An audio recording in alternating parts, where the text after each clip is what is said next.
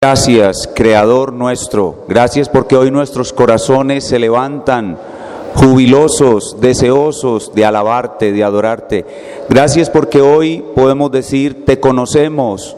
Tú nos conociste primero y por eso nosotros te conocemos.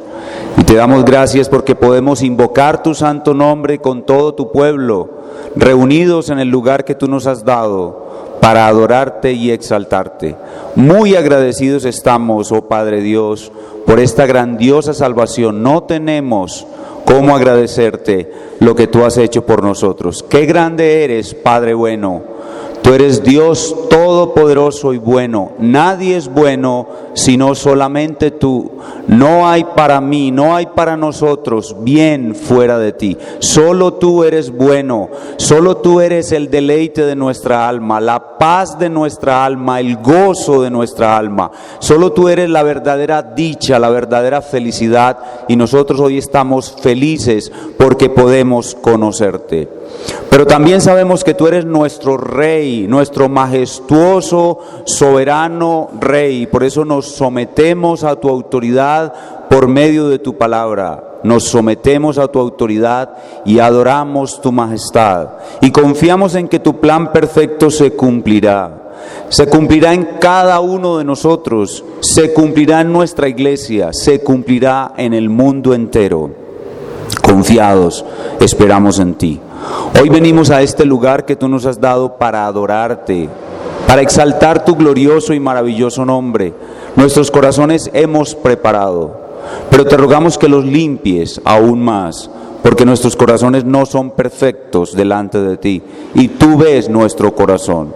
Por eso te rogamos que lo limpies de pecado, especialmente los pecados que nos son ocultos, los que no hemos confesado, los que no vemos de nosotros mismos. Límpianos de toda maldad oculta, haznos puros y blancos como la nieve. Por la sangre de tu Hijo, el Señor Jesucristo, sabemos que tenemos esa limpieza y ese privilegio de presentarnos limpios delante de ti, suplicando la acción de tu Espíritu Santo que nos conduce en este día, el gran consolador, el gran ayudador, el gran maestro de tu palabra. Él hará que para nosotros hoy tú seas más real que nunca. Él aumentará la limpieza de nuestros corazones por tu palabra. Él nos dará la santidad que necesitamos, la dicha y la felicidad que ya tenemos. Él la aumentará. Gracias por traernos en este día, gracias por darnos esta iglesia local, y hoy te pedimos que nos ayudes en todo lo que vamos a hacer en este día de adoración. Esta mañana nuestro primer encuentro con tu palabra a través de la clase de escuela dominical, bendícela, y luego nuestro culto de adoración. Oramos por nuestro hermano predicador, el pastor Norm Wakefield, y su traductor, el hermano Pablo Aguirre. Que estemos hoy en tu presencia, siendo ministrados por tu Espíritu y trayendo delante de ti una adoración perfectamente agradable por los méritos de Cristo. Ponemos pues este servicio de Día del Señor en tus manos, en el nombre de Cristo.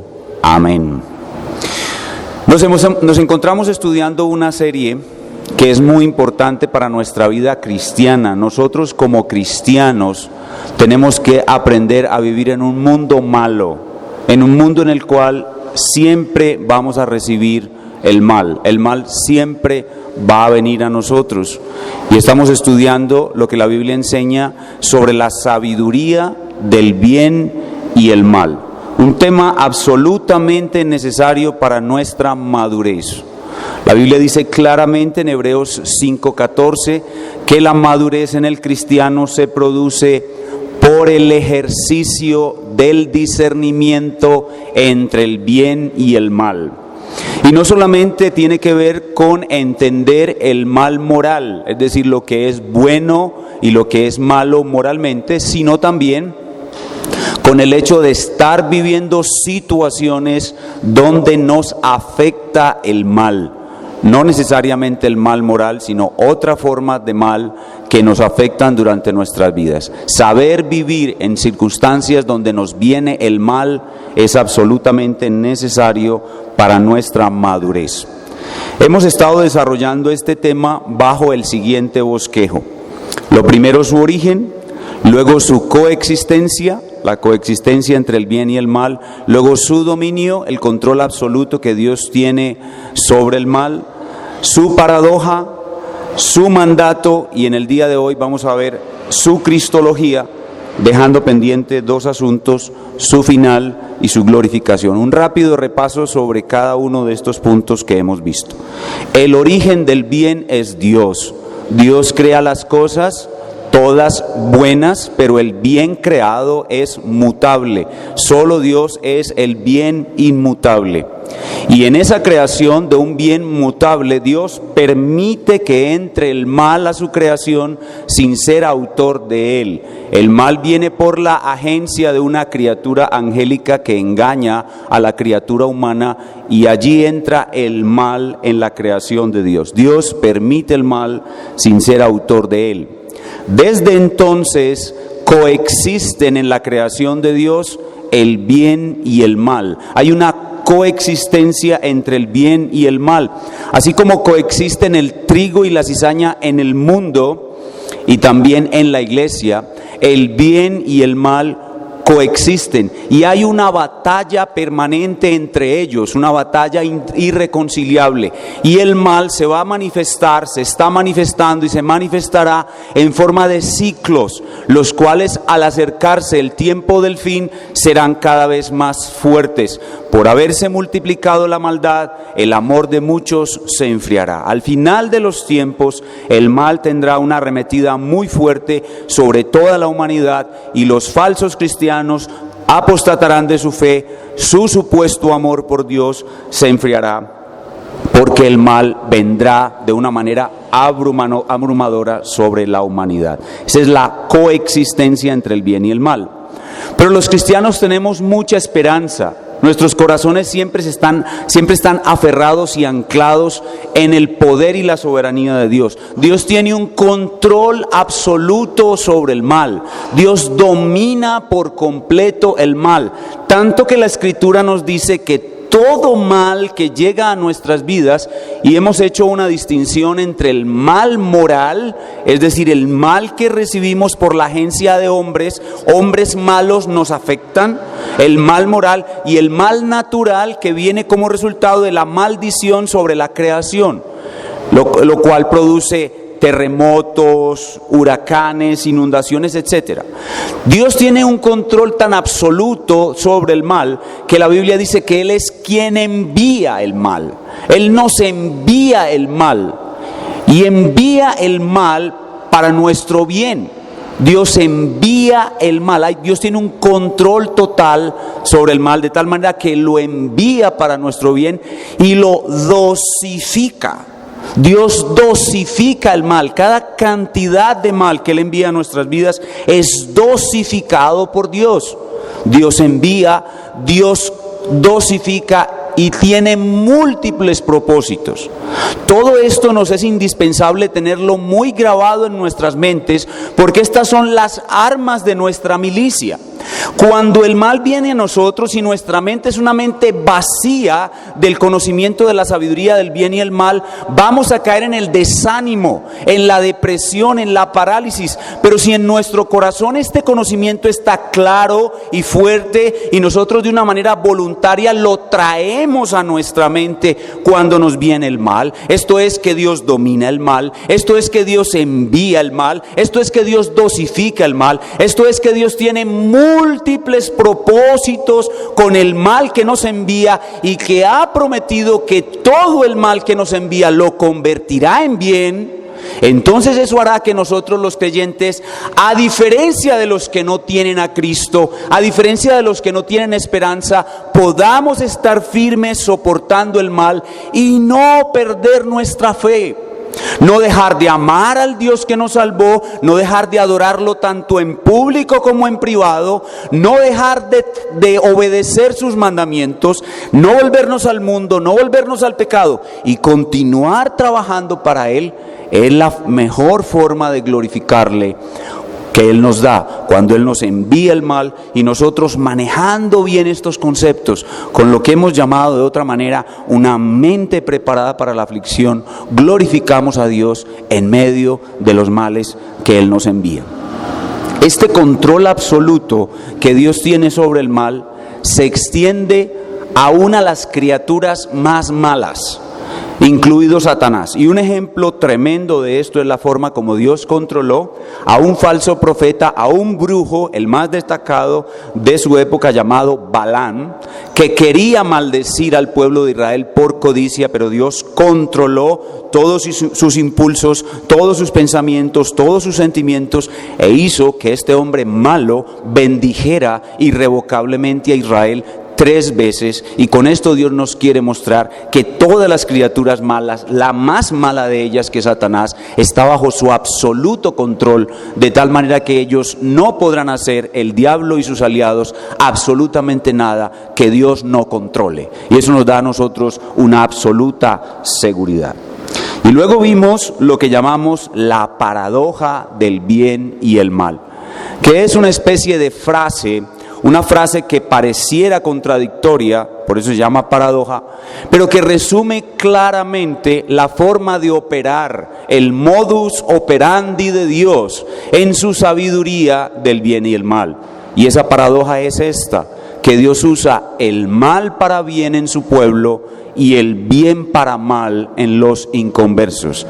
Aunque debemos aclarar, como enseña Romanos capítulo 2, versículo 4, que algunas veces Dios, con su benignidad, es decir, el buen trato que le da a los malos, los guía al arrepentimiento. Esta es la paradoja de la sabiduría de Dios en el uso del bien y el mal.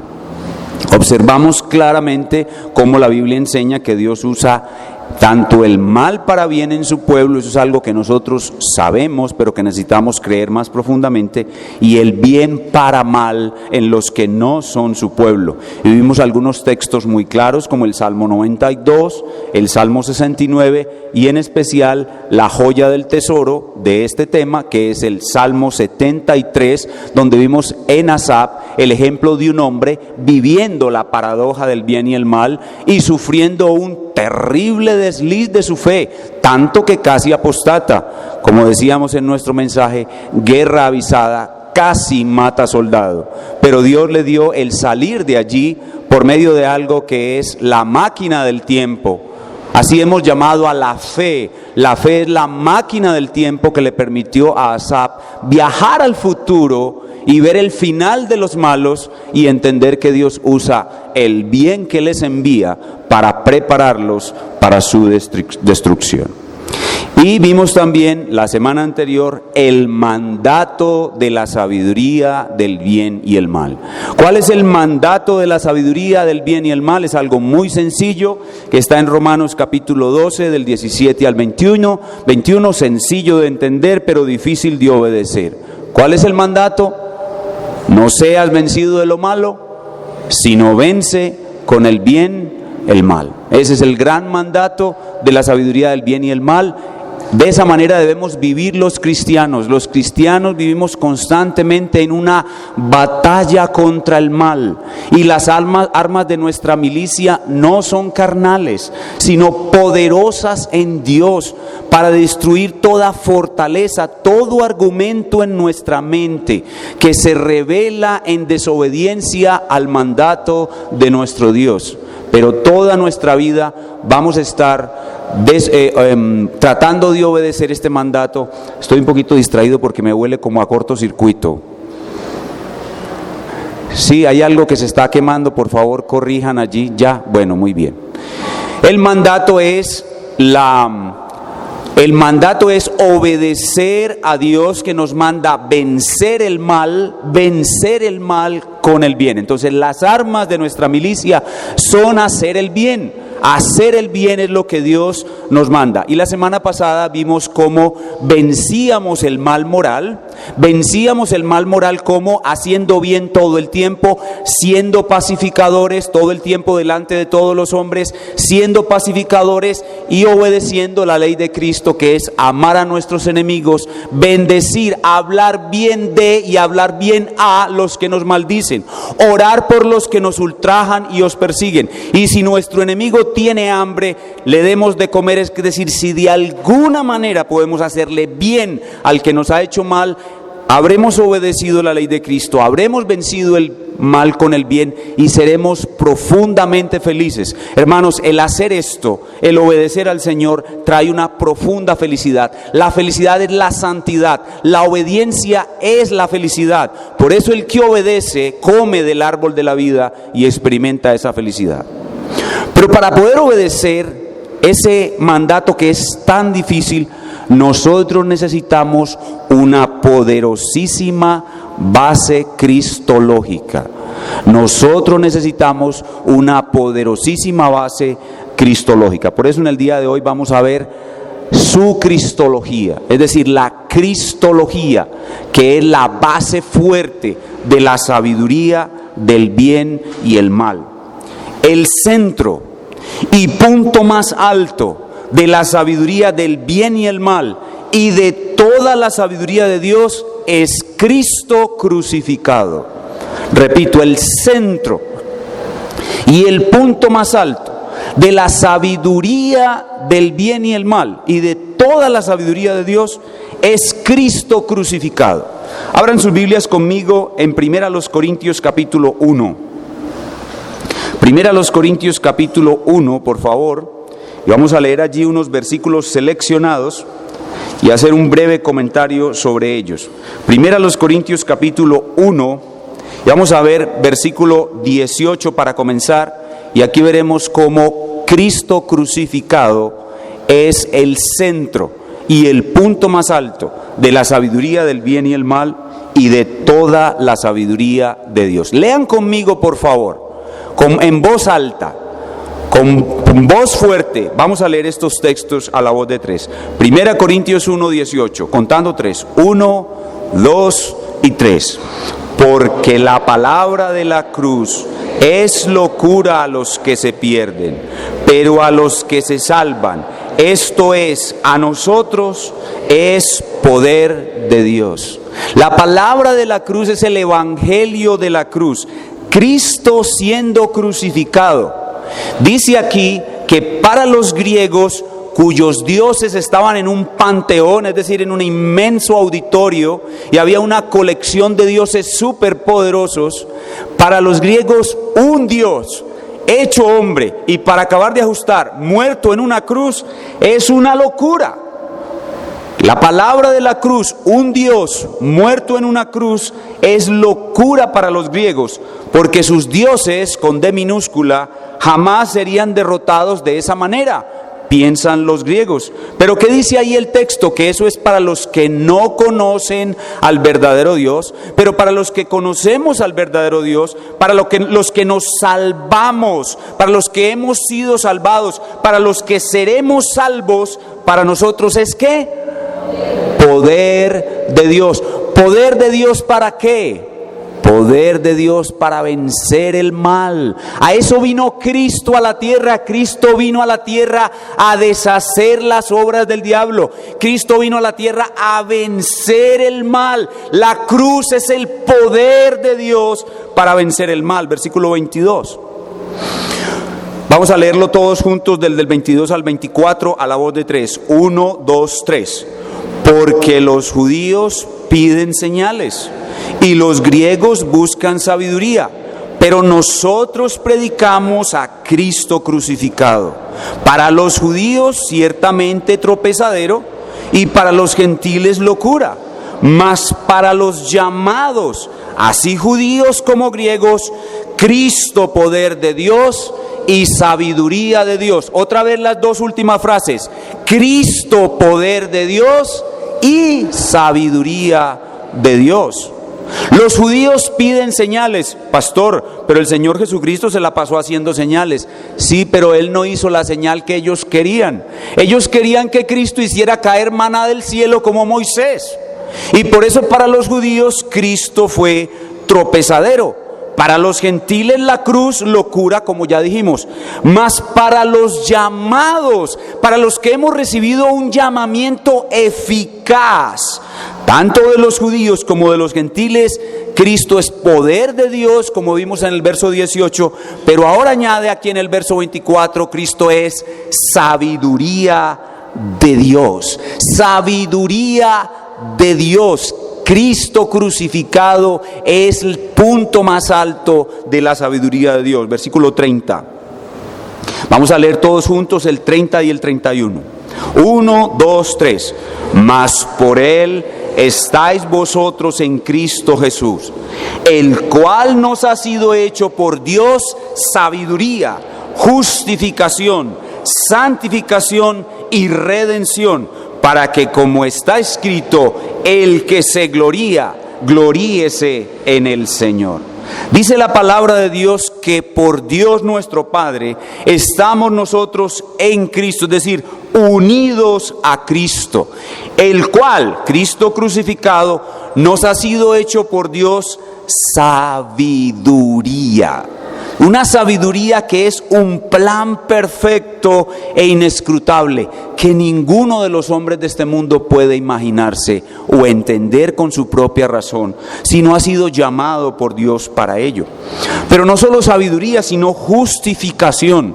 La muerte de Cristo en la cruz garantiza el perdón de nuestros pecados sin pasar por alto la justicia de Dios. Es un perdón justo. Somos justificados, absueltos, perdonados, sin pasar por alto la justicia de Dios, porque Dios en su justicia castigó a Cristo, el sustituto, con la pena que merecíamos nosotros. Por eso hay perdón y justicia. Pero no solo justificación, sino santificación, dice el texto. Hermanos, ¿saben qué es la santificación? Que nosotros nos convertimos en hombres malos, criaturas totalmente malas, enemigos de Dios. Y Dios, por la muerte de Cristo en la cruz, nos convierte de malos a buenos, iguales a Cristo. Eso es la santificación, pero también la redención. ¿Qué es la redención? Es ser liberados de la esclavitud por el pago de un precio. ¿Cuál fue el precio? La muerte de Jesús. ¿Cuál es la libertad? Es la libertad del pecado y la victoria sobre el mal. Por medio de la muerte de Cristo nosotros tenemos victoria sobre el mal. Hermanos, Cristo cuando murió en la cruz venció el mal. Cristo venció el mal. El mal ha sido vencido por completo, totalmente. La sentencia sobre el mal ha sido pronunciada e indefectiblemente el mal será erradicado de la faz de la tierra. Una nueva humanidad y una nueva tierra existirán para siempre sin mal en la presencia del Dios bueno. ¿Y eso gracias a qué? A la cruz de Cristo. Por eso, en la tradición reformada nosotros creemos en la expiación eficaz. Hermanos, cuando Cristo murió en la cruz de manera eficaz, Él elimina para siempre el mal de la raza humana y crea una nueva humanidad, la cual llevará a vivir en una nueva tierra sin mal, inmutablemente y para siempre. ¿Cuántos dicen amén? Por eso nosotros creemos en expiación eficaz, la expiación eficaz. Y por eso volvemos a decirlo, Cristo crucificado es sabiduría de Dios para vencer el mal.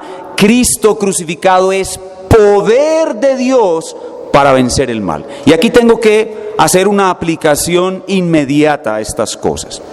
Hermano, ¿cuál es tu pensamiento acerca de la cruz? ¿Piensas tú con frecuencia en ella? ¿Tratas de pensar lo más profundamente posible en la cruz? ¿En verdad consideras la cruz el acto más grande de sabiduría jamás realizado? ¿En verdad? ¿En verdad crees que la cruz es el acto más grande de sabiduría jamás realizado? ¿Admiras la cruz? ¿Admiras la cruz? Con frecuencia te ves admirado, pasmado, estupefacto, anonadado ante la cruz. Llena la cruz tu corazón con frecuencia y con frecuencia meditas en el increíble poder de la expiación eficaz de Cristo en la cruz. Bueno, de eso depende, de que tú puedas vencer el mal con el bien. Si la cruz es el corazón de tu fuerza, es la motivación, el motor de tu fe, y con frecuencia te ves meditando y profundizando en la cruz, estás listo para enfrentarte el resto de tu vida a los males que Dios ha preparado para ti y vencerlos, porque la cruz es sabiduría de Dios y poder de Dios. Y habiendo entendido esto, vamos a ver en el tiempo que nos queda dos hechos con relación a Cristo crucificado, dos cosas con relación a Cristo crucificado. En primer lugar, el hecho de Cristo crucificado, y en segundo lugar, el ejemplo de Cristo crucificado. El hecho de Cristo crucificado, ¿qué significa exactamente en términos de la sabiduría del bien y el mal? Y en segundo lugar vamos a ver el ejemplo de Cristo crucificado. Vamos a hablar en primer lugar del hecho de Cristo crucificado, lo que tenemos cuando tenemos delante a Cristo crucificado. Y lo que sigue a continuación es una declaración un poco extraña que debemos meditar con cuidado a partir de todo el conocimiento bíblico que tenemos, pero esta declaración que sigue a continuación es la base para poder reaccionar bien ante el mal y vencerlo. Escuchen con atención lo que voy a decir y voy a ir haciendo aclaraciones para no ser malinterpretado y ustedes no malinterpreten lo que estoy diciendo. Presten mucha atención. El hecho de Cristo crucificado muestra que Dios ha sufrido el mal en la persona del Señor Jesucristo. Dios mismo ha sufrido el mal en la persona del Señor Jesucristo. Y ahí tengo que comenzar a hacer aclaraciones. La primera aclaración es que el Dios Trino, en su esencia pura, Él no puede ser afectado por el mal. Dios no puede ser afectado por el mal. Pero en la persona del Señor Jesucristo sí. ¿Por qué razón? Ustedes deben recordar una de las doctrinas fundamentales de nuestra fe, que es la doble naturaleza unipersonal de Cristo. ¿Quién es Cristo? Cristo es completamente Dios y completamente hombre en una sola persona. Y debido a la interacción misteriosa entre las dos naturalezas de Cristo, nosotros podemos declarar que Dios ha sufrido el mal en la persona del Señor Jesucristo. Escuchen cómo lo pone nuestra confesión de fe en el capítulo 8, párrafo 7, donde se menciona esa extraña interacción entre las dos naturalezas en la única persona del Señor Jesucristo. Dice nuestra confesión: Cristo, en la obra de mediación, actúa conforme a ambas naturalezas, haciendo por medio de cada naturaleza lo que es propio de ella, aunque por razón de la unidad de la persona, lo que es propio de una naturaleza algunas veces se atribuye en las Escrituras a la otra persona denominada por la otra naturaleza. Es por eso que podemos decir, por ejemplo, en Hechos 20:28, que Cristo ganó la iglesia de Dios con la sangre de Dios. Dios no tiene sangre, pero cuando Cristo muere en la cruz derrama su sangre y es la sangre con la que Dios gana su iglesia. Es como si Dios tuviera sangre. Se atribuye a la naturaleza divina algo que es propio de la naturaleza humana y en ocasiones viceversa. Por esa razón nosotros podemos decir que Dios mismo ha sufrido el mal en la persona del Señor Jesucristo. Y sigamos avanzando lentamente. Sigo desarrollando mi tesis. El más grande mal, hermanos, ¿cuál es el más grande mal que puede sufrir un ser humano? ¿Cuál? ¿Cuál? La muerte eterna. La muerte física no. La muerte eterna, el infierno. ¿Cuál es el más grande mal que puede sufrir un ser humano? El infierno. Una condenación eterna, la ira de Dios en un tiempo sin fin sobre esa persona. Es el más grande mal. Entonces, lo que tenemos, el hecho que vemos en la cruz en Cristo crucificado, es que el más grande mal, que es el infierno, vino sobre la única persona humana buena. Oigan bien, el más grande mal es el infierno. Vino sobre la única persona humana buena que no lo merecía. Ustedes y yo, todo el mal que sufrimos, que Dios nos envía, lo merecemos. Pero Cristo no merecía ningún mal. Durante su vida sufrió incontables males, todos los males propios de nuestra naturaleza caída sin el pecado. Obviamente Él no tuvo pecado. Él sufrió todos los males del ser humano en sus 33 años, pero cuando fue crucificado, sufrió el más grande mal, el infierno, sin merecerlo. ¿Para qué? Para erradicar para siempre el mal en aquellos por quienes padeció. Y por eso es lo que hablamos de una expiación eficaz. La expiación eficaz es sabiduría de Dios y poder de Dios, porque al sufrir Cristo el más grande mal en la cruz, el mal es destruido para siempre y convertido en bien en aquellas personas por las que Cristo sufrió.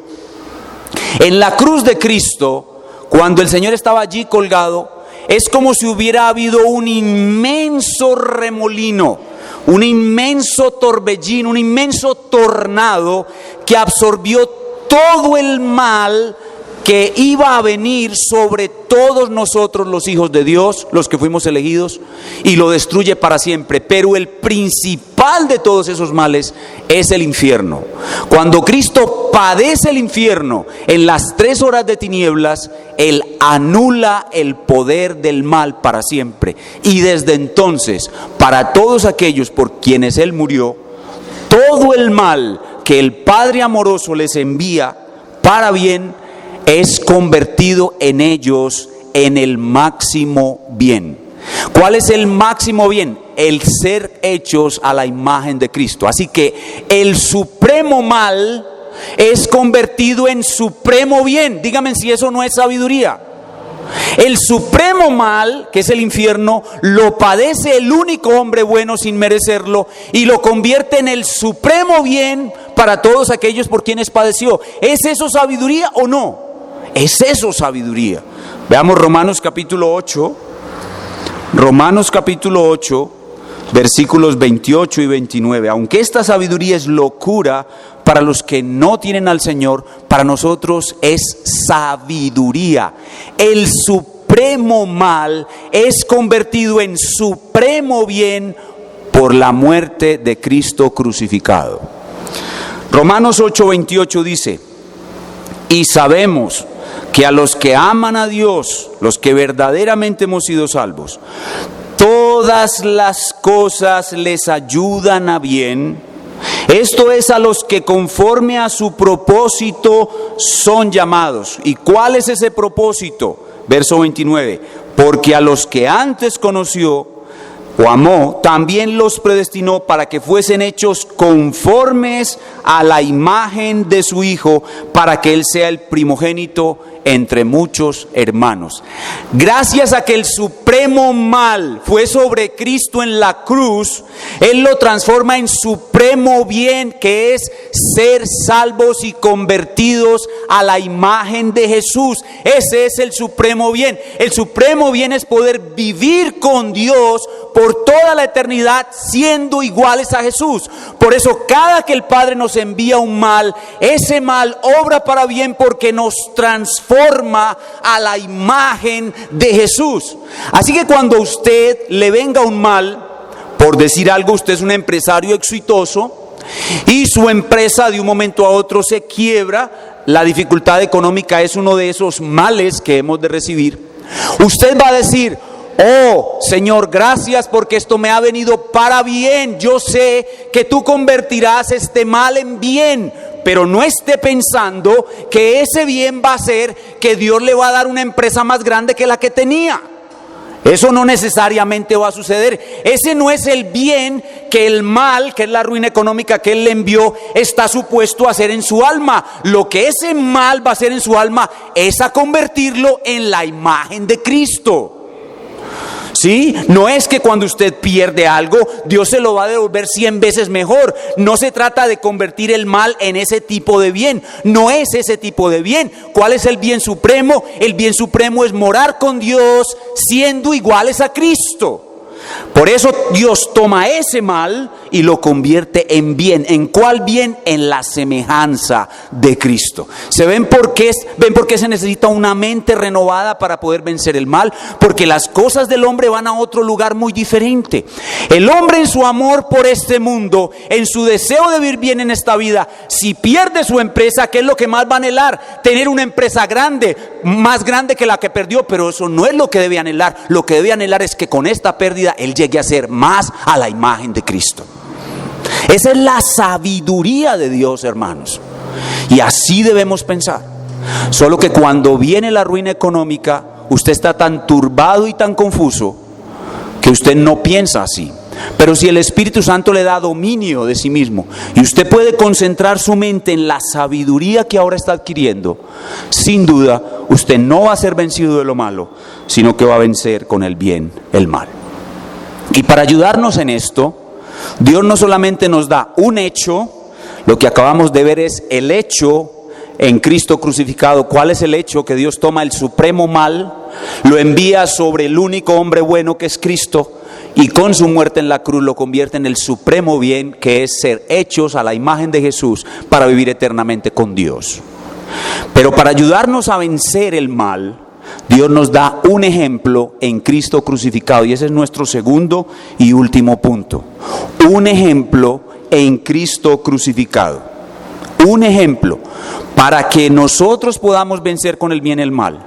Para que esta cristología se arraigue en nuestros corazones y sea el arma de guerra cuando nos venga el mal. Dios nos ha dejado un ejemplo en Cristo crucificado. Dios nos muestra en el Señor Jesucristo el ser más bueno, el único hombre bueno, en la forma como Él soportó con mansedumbre toda clase de mal que el Padre le envió. Él nos muestra la más alta inspiración para que nosotros también podamos soportar con mansedumbre todo tipo de males que ya sabemos están vencidos y nos vienen para bien. ¿Cuál bien? Ser hechos iguales a Cristo. Nosotros tenemos ese ejemplo. No es tan fácil mantener unas palabras en la mente. No es tan fácil mantener declaraciones teóricas en la mente. Es más fácil ver un ejemplo. Es más fácil ver un ejemplo. Cuando yo veo un ejemplo, recuerdo más. Me es más fácil recordar. Por eso el Señor nos coloca el ejemplo de Cristo como el único ejemplo con el cual podemos vencer para siempre el mal. Vayamos a Primera de Pedro capítulo 2, versículos 18 al 25. Primera de Pedro capítulo 2, versículos 18 al 25. Primera de Pedro capítulo 2, versículos 18 al 25. Un ejemplo en Cristo crucificado. Es crucial el ejemplo para poder vencer con el bien el mal. Sin este ejemplo en nuestros corazones jamás podemos ser vencedores. Observemos con cuidado, dice el verso 18. Criados, esta es una enseñanza del Señor, de nuestro Rey, para los empleados, en aquella época esclavos, muchos de ellos, pero en general esta es una enseñanza de Dios para el lugar de trabajo. Cuando nosotros estamos en el lugar de trabajo, ¿sí? Criados, dice el verso 18, estad sujetos con todo respeto a vuestros amos. Noten cómo se introduce el mal. El mal será patente para usted en su lugar de trabajo. Es imposible que en su lugar de trabajo no le venga el mal. Estad sujetos a vuestros amos con todo respeto, pero no solamente a los buenos. En su trabajo va a haber bien, van a haber patrones buenos y afables, sino también a los difíciles de soportar. En su trabajo van a haber patrones malos y compañeros malos. El mal estará siempre allí y su obligación es vencerlo ¿Cómo? Estando sujetos con todo respeto a esos amos malos, porque esto merece aprobación. Verso 19, es una obra buena que Dios aprueba si alguno, a causa de la conciencia, es decir, de vivir como un verdadero cristiano delante de Dios, sufre molestias padeciendo injustamente. Su patrón le dice: mira, di algo que es mentira, diga esto, y usted sabe que esto es mentira. Usted le dice: Señor, qué pena, jefe, yo no miento. Si usted tiene que mentir, mienta usted. Y al siguiente día le dan la carta de despido. Si usted padece molestias injustamente por hacer lo bueno, esto merece aprobación delante de Dios. Verso 20, pues qué gloria es si pecando, si haciendo lo malo sois abofeteados. Los esclavos en aquella época eran abofeteados por sus amos cuando hacían algo malo. Si usted peca y es abofeteado y lo soporta, eso no tiene ningún mérito. Mas si haciendo lo bueno delante del malo usted sufre y lo soporta, esto ciertamente es aprobado por Dios. Verso 21, porque para esto fuisteis llamados. Hermanos, fuimos llamados para vivir en un mundo malo, fuimos llamados para recibir el mal, fuimos llamados para soportar el mal, fuimos llamados a vencer con el bien el mal. ¿Cómo? Porque también Cristo padeció por nosotros, dejándonos ¿qué? Ejemplo para que sigáis sus pisadas. El cual no hizo pecado. Cristo no hizo pecado, nunca pecó. Y sin embargo siempre anduvo haciendo el bien. Y lo acusaron injustamente de pecado e hizo bien a los que lo acusaron injustamente de pecado. Ni se halló engaño en su boca, nunca mintió, nunca fue engañoso o fraudulento. Lo único que habló fue todo bien. Quien cuando le maldecían, él no respondía con maldición. No devolváis a nadie mal por mal. Cuando padecía por ser justo, por ser bueno, no amenazaba al que lo afligía, sino que encomendaba la causa al que juzga justamente. Y aquí viene Cristo crucificado de nuevo, quien llevó él mismo nuestros pecados en su cuerpo sobre el madero. La expiación, él llevó nuestros pecados, no los pecados del mundo entero. Nuestros pecados, solo los nuestros, fueron sobre su cuerpo, sobre el madero, una expiación limitada y eficaz, para que nosotros, estando muertos a los pecados, vivamos a la justicia, por cuya herida fuisteis sanados. Hermanos, ¿qué está haciendo el apóstol Pedro aquí? Él nos está diciendo que cuando tenemos un mal patrón que nos trata injustamente, nosotros debemos vencer el mal que ese mal patrón nos hace con el bien. Pero ¿de dónde sacamos la fuerza para vencer con el bien el mal? Del ejemplo de Cristo. ¿Y qué es lo que nos está pidiendo el apóstol Pedro de aquí? Que viajemos en la máquina del tiempo. Usted al leer este pasaje no se dio cuenta que Pedro de un momento a otro nos subió en la máquina del tiempo y nos llevó al pasado, a la cruz. ¿Sí se dio cuenta? Pedro nos montó en la máquina del tiempo y nos dijo: Cristo les dejó un ejemplo. Recuerden ese ejemplo. ¿Cuál fue su ejemplo? Ya estamos montados en la máquina del tiempo. Cuando le maldecían, no devolvía maldición. Cuando padecía, no amenazaba. Él llevó nuestros pecados sobre su cuerpo en el madero. Eso es la máquina del tiempo. Cristo quiere que nosotros recordemos su cruz cuando estamos siendo afectados por el mal, y al recordar su ejemplo, hagamos lo mismo que Él hizo. Hermanos, en la cruz de Cristo hay poder. ¿Qué dijimos ahora en 1 Corintios 1:18? Que Cristo es ¿qué? Poder de Dios. En la cruz de Cristo hay poder para poder vencer con el bien y el mal. Y ese poder viene del ejemplo de Cristo. Pero cuando estemos sufriendo el mal, no vamos a tener al apóstol Pedro a la mano para que nos coja de nuestra mano, nos suba a la máquina del tiempo y nos lleve al pasado para recordar a Cristo. No, necesitamos nosotros mismos, con nuestra propia mente, subirnos en la máquina del tiempo. Y unas veces nos subimos en la máquina del tiempo para ir al pasado y recordar el ejemplo de Cristo. Pero una vez hemos ido al pasado a recordar el ejemplo de Cristo, activamos la máquina del tiempo hacia el futuro y viajamos en la máquina del tiempo al futuro y vemos que, según el Salmo 73, el fin de los malos. Ustedes sabían que Cristo también utilizó la máquina del tiempo.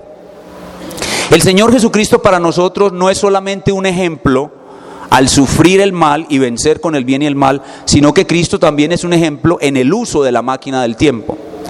Dice en Hebreos capítulo 12 que cuando Él estaba en la cruz, por el gozo puesto delante de Él, sufrió la cruz. ¿Qué significa esa frasecita, el gozo puesto delante de Él? O que Cristo cuando estaba en la cruz se subió a la máquina del tiempo y miró ¿qué? El futuro, el gozo puesto delante de Él. Es decir, el plan de Dios consumado, con su muerte habiendo salvado a muchos como nosotros, y ese viaje de Cristo en la máquina del tiempo le permitió soportar el supremo mal que era la cruz. Así que a través de el uso de nuestra fe, a la fe la hemos llamado la máquina del tiempo, viajando en ella al pasado para ver los sufrimientos de Cristo y encontrando en su ejemplo fuerza para soportar al malo y el mal que nos envía, y mirando luego en la máquina del tiempo al futuro, observando el fin de los malos y el futuro que a nosotros nos espera, hermanos, nosotros podemos siempre no ser vencidos de lo malo, sino vencer con el bien el mal.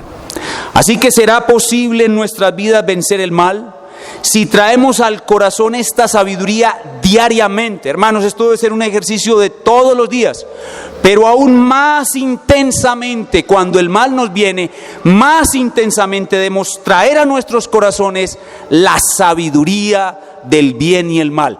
Que en Cristo crucificado encontramos que el supremo mal que fue derramado sobre el único hombre bueno fue transformado en el supremo bien para nosotros. Ese es el hecho de la sabiduría del bien y el mal. Y en Cristo crucificado encontramos el ejemplo para poder soportar al malo, viajando en la máquina del tiempo al pasado para ver los sufrimientos de Cristo. Hermano, si Cristo que fue bueno soportó todas esas cosas, nosotros que somos malos y merecemos esas cosas, en su gracia y en su poder las podremos soportar también. Y si luego viajamos en la máquina del tiempo al futuro, vemos el fin de los malos y el glorioso final que a nosotros nos espera, hermanos, sin duda nosotros podremos vencer siempre en nuestras vidas con el bien, el mal. Vamos a orar y a pedirle al Señor que convierta en una realidad vivida diariamente esto que hemos aprendido. Señor, gracias por tu cruz. La cruz es el corazón y el punto más alto de la sabiduría de Dios. Nosotros creemos que la cruz es poder de Dios y sabiduría de Dios para vencer con el bien el mal. Creemos que en el hecho de Cristo crucificado, el supremo mal, el infierno, que fue derramado sobre el único hombre bueno sin merecerlo, para convertirlo en el supremo bien para todos aquellos por quienes Él murió, nosotros tenemos un fundamento muy poderoso para vencer siempre el mal. Pero en el ejemplo de Cristo, cómo Él padeció sin amenazar, sufrió sin dañar a los que le hicieron mal, cómo siendo Él bueno y soportó todo ese mal, para que nosotros tuviéramos un ejemplo. Podemos ver en ese ejemplo lo que debemos hacer e inspirarnos en aquel que padeció injustamente y nosotros soportar, puesto que nosotros merecemos ese mal y mucho más. Inspirados por su ejemplo y viajando en lo que hemos llamado la máquina del tiempo, viajando al pasado, a la cruz, y viendo al justo y al bueno sufrir por nosotros, y luego viajando al futuro, como Él mismo lo hizo por el gozo puesto delante de Él, veremos el fin de los malos y el glorioso futuro que nos espera, y con esa fuerza que tú nos darás, con una mente disciplinada, una mente que se concentra en la sabiduría de Dios, una mente que es como la mente de Cristo, porque nosotros tenemos la mente de Cristo. Con esa mente, nosotros, el resto de nuestras vidas, nunca seremos vencidos de lo malo, sino siempre venceremos con el bien y el mal. Concédenos esto, Señor, para gloria de tu nombre y para nuestra felicidad eterna. Y todo esto te lo pedimos en el nombre del Señor Jesucristo. Amén. Bien, vamos a escuchar algunas de sus preguntas. Pastor, hacer tanto énfasis en el mal y el mundo malo en que vivimos, ¿no nos puede llevar al fatalismo y llevarnos a dejar de disfrutar los bienes tan maravillosos que ya tenemos mientras vamos al cielo? Si es posible, si usted no mantiene el balance en su mente. La Biblia pretende llevar a los cristianos al balance, al equilibrio, y con mucha frecuencia nosotros nos vamos al extremo. Es posible que nosotros vayamos al extremo de volvernos fatalistas cuando hacemos énfasis en el mal, fatalistas, pesimistas y amargados. Pero si mantenemos el balance, no sucederá así, porque la misma Biblia muestra las dos cosas. Recuerden lo que dice Eclesiastés 7:14. En el día del bien, ¿qué? ¿Qué dice? En el día del bien. ¿Es eso fatalismo? ¿Es eso fatalismo?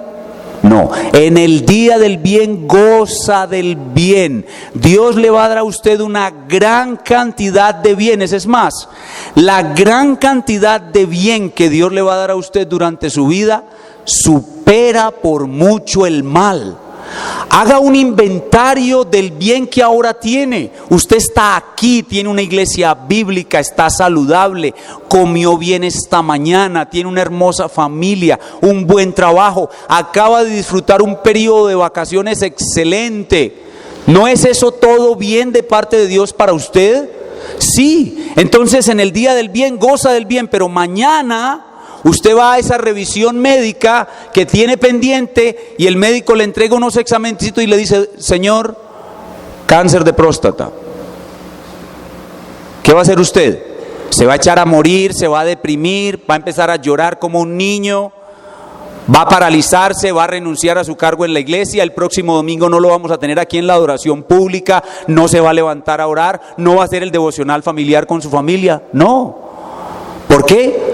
Porque usted está preparado, usted sabe que Dios le va a enviar el mal al tiempo o en sincronía, en asocio con el bien. Entonces eso no es fatalismo, es una mezcla equilibrada de cómo Dios envía el bien y el mal a nuestras vidas, pero nunca envía más mal que bien, siempre envía más bien que mal, y por eso nosotros nunca vamos a caer en el fatalismo.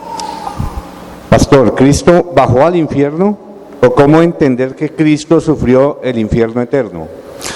Hay un error derivado de la traducción de un antiguo credo llamado el credo apostólico. El credo apostólico no fue escrito por los apóstoles, pero es una oración escrita muy cercana o la más cercana a la vida física de los apóstoles. En ese credo apostólico se traduce o se lee que Cristo descendió al sepulcro para expresar que Cristo realmente murió. Pero al traducir ese credo apostólico a las otras lenguas, al latín y a otras lenguas, la palabra sepulcro fue traducida como infierno. Como infierno. Y por esa razón hizo carrera entre un sector del cristianismo una idea que no está en la Biblia, y es que Cristo descendió al infierno, y utilizan un pasaje que está en 2 de Pedro 3, cuando dicen que en los días de Noé predicó a los espíritus encarcelados.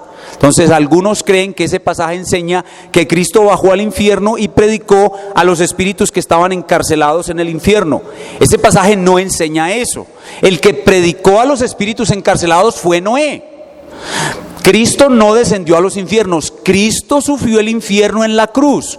En las 3 horas de tinieblas que hubo entre las 12 del mediodía y las 3 de la tarde, Dios envió el infierno en un periodo limitado de tiempo. ¿Por qué? Porque Cristo es una persona de valor infinito. Como Cristo es una persona de valor infinito, el padecer el infierno por un tiempo finito cancela la pena, cancela la deuda infinita que personas finitas deben pagar. No sé si me entendieron el trabalenguas. Sí, los seres humanos somos finitos, ¿cierto? Y nuestra pena por el pecado es un castigo infinito. Así que una persona finita debe recibir un castigo infinito porque su pecado es una ofensa infinita contra Dios. Pero Cristo es una persona infinita, su valor es infinito. Cuando Él está colgado en la cruz, no es necesario enviarle un castigo infinito para que el pago sea de valor infinito, pues Él es un ser infinito, de valor infinito. Así que con 3 horas del infierno, ese tiempo equivale en la justicia de Dios a una pena pagada de valor infinito, por la sencilla razón de que quien la sufre es una persona, Cristo, de valor infinito. Así que de esa manera Cristo padece el infierno, pero lo padece en la cruz. Cuando Cristo muere en la cruz, inmediatamente su espíritu fue al cielo, no al infierno. Conociendo por la Escritura las 2 veces que Jesús lloró, ¿es posible que el Dios Trino se contriste o se aflija por el pecado o maldad del ser humano?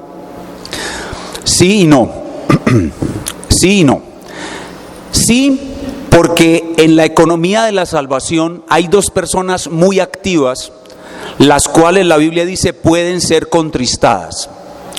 Cristo en su humanidad se entristeció y lloró. Y cuando Cristo se entristece y llora, se puede decir que Dios se entristeció y lloró. ¿Por qué? Por lo que decíamos en la clase sobre la interacción en las 2 naturalezas. Las 2 naturalezas se interactúan de tal manera que lo que es verdad de una se puede aplicar también a la otra. Entonces, Dios lloró en Cristo, eso se puede decir. Pero la otra persona de la Trinidad que está poderosamente activa en la economía de la salvación y que puede entristecerse, y de hecho se entristece, y la Biblia lo dice claramente, por el pecado del hombre, especialmente por el pecado nuestro, los creyentes, es el Espíritu Santo. La palabra de Dios dice que el Espíritu Santo es contristado, se entristece, se ofende. El Espíritu Santo se decae, se ofende, se siente mal cuando nosotros pecamos. Entonces, por un lado sí, pero por otro lado no, porque Dios es inmutable. En el decreto eterno de salvación, Dios ha establecido todas las cosas, incluido tu pecado. Así que tu pecado no lo toma por sorpresa a Él. Así que en un sentido, Dios inmutable no puede ser afectado o sorprendido o entristecido por tu pecado, pero en otro sentido hay 2 personas de la Trinidad que sí lo son. Pastor, ¿cómo responder a la autocompasión con la que los impíos quieren tener una apariencia de piedad? ¿Cómo evitar esta manipulación? Sí, algunas personas impías quieren mostrar una falsa apariencia de humildad y con ello una falsa apariencia de piedad, y se muestran a sí mismos como personas viles, y con eso parecen mostrar que conocen al Señor y tienen el favor de Dios. La única manera es mostrándole a esas personas, por medio de la ley moral de Dios, que eso que ellos están haciendo es simplemente un orgullo que se está disfrazando de humildad para aparentar lo que ellos no son. Entonces, mostrándole cómo sus pensamientos son inmundos, sus palabras son inmundas, sus obras son inmundas ante Dios, sus mejores obras de justicia son como trapos de inmundicia, podría caerse esa máscara de apariencia de piedad que algunas personas tienen. Sobre todo las personas de otras generaciones pasadas, ellas creían que con el mucho sufrimiento lograban grandes recompensas de parte de Dios, pero sin una fe auténtica. Yo recuerdo, por ejemplo, mi abuela creía que el mucho sufrimiento la llevaba a la salvación. Entonces ella sufría pacientemente los maltratos y las vejaciones de mi abuelo. Gracias a Dios están muertos y no ven la internet, que no me escuchen diciendo eso. Pero mi abuela creía eso, que ella podía ser una gran mujer de Dios sufriendo y sufriendo mucho, y ella soportaba muy estoicamente todos sus sufrimientos y tenía una falsa apariencia de piedad, pero ella creía en la Virgen de Valvanera y era la Virgen de Valvanera la que ella supuestamente le iba a dar la salvación. Entonces hay allí un engaño religioso, una falsa piedad y un orgullo disfrazado de humildad. Y la única manera de sacar a las personas de ahí es con la ley moral de Dios.